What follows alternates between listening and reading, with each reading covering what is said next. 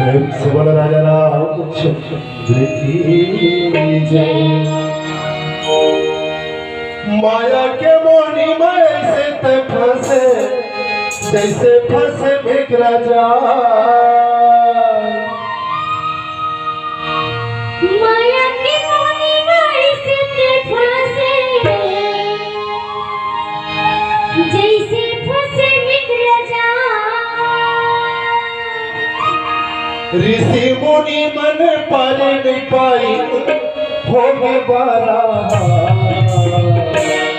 हे विधाता का मोर किसे महोनी उधारी, सर्व नर का मोर किसे महोनी उधारी।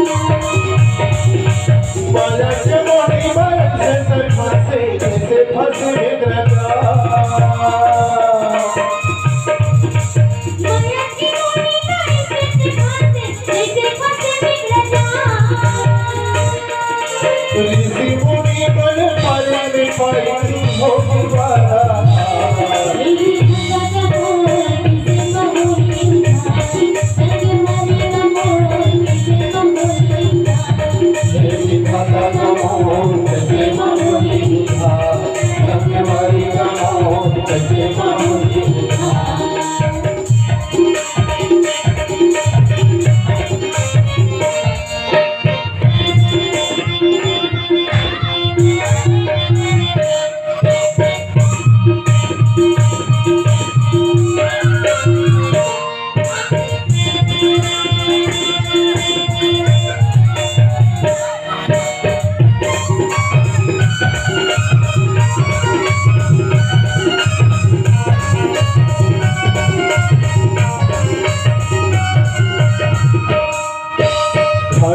बैरा टोपा जागु पछु पतवा।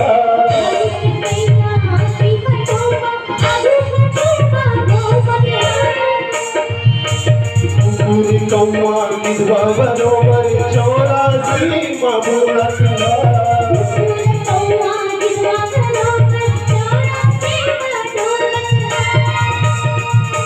विश्वमोनी के चक्कर बना रहा। विश्वमोनी के चक्कर बना रहा छूटे तमुरा करता।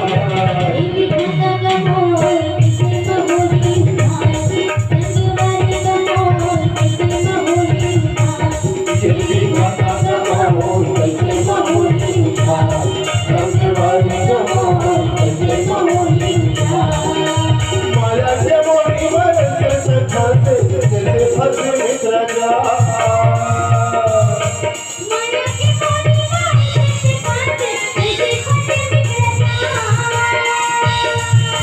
ऋषि मुनि मन पाई नहीं पाई